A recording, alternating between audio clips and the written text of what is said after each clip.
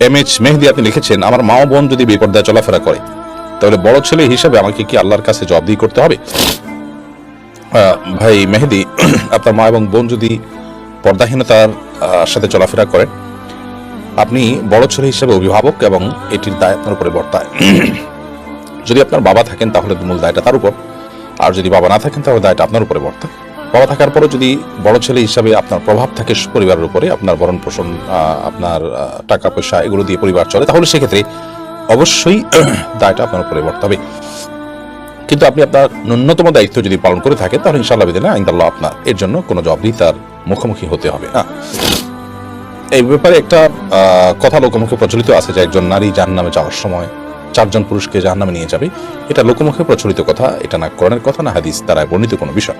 তো এটা ঠিক যে এই কথার দ্বারা যা বোঝাতে চাওয়া হচ্ছে সেটি ঠিক আছে, অর্থাৎ বিপর্দার কারণে যদি কোনো নারী জাহান্নামে যান এবং সেক্ষেত্রে তার পরিবারের পুরুষদের যদি কোনো প্রকার গাফিলতি থেকে থাকে তাহলে সেক্ষেত্রে অবশ্যই তারা দায়ী থাকবে এবং তাদেরকে জবাবদিহি করতে হবে। কিন্তু এবার এই না যে কোনো নারী বিপর্দার কারণে জাহান্নামে গেলেই বাই ডিফল্ট তার সাথে 4 জন পুরুষ করে জাহান্নামে চলে যাবে তার ফ্যামিলির, এটা সঠিক কোনো কথা নয়। কারণ একই সঙ্গে 4 জন মানুষ কখনো দায়ী হয় না। বাবা যদি অভিভাবক থাকেন তাহলে সেক্ষেত্রে বড় ছেলে বা বড় ভাই তাদের উপরে সেভাবে মূল দায়িত্বটা পড়ে না। আবার অনেকে দায়িত্বশীল কিন্তু তিনি চেষ্টা করেছেন, তারপরও বাই ডিফল্টই একেবারে অটোমেটিকলি স্বয়ংক্রিয়ভাবে 4 জন জাহান্নামে চলে যাবে, এরকম কোনো কথা কিন্তু মোটেও যৌক্তিক নয়।